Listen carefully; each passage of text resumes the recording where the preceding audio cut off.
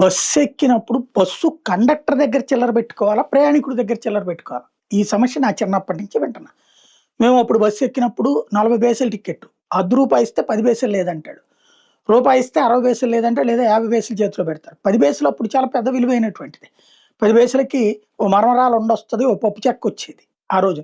ఇవాళ పప్పు చెక్క అయితే రూ. 5 రూ. 10 అప్పట్లో అది 10 పైసలు ఉండేదన్నమాట. అట్లాంటి రోజులన్నమాట.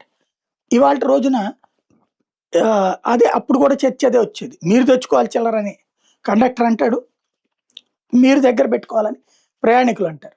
ఇప్పుడు కర్ణాటక మంత్రి గారు, రవాణా శాఖ మంత్రి గారు బస్సులో మొఖానికి మాస్క్ పెట్టుకొని మామూలు ప్రయాణికుల్లాగా వెళ్ళాడు. కండక్టర్ చిల్లర లేదన్నాడు. రూ. 10 చిల్లర లేదని దిగిపోమనమన్నాడు ఏకంగా. అయితే ఆ మంత్రి గారేం బయట పెట్టుకోలేదు, దిగిపోయారు. ఆ తర్వాత ఆటో ఎట్లుంటదో అని చెప్పేసి ఆటోలో ఎక్కారు.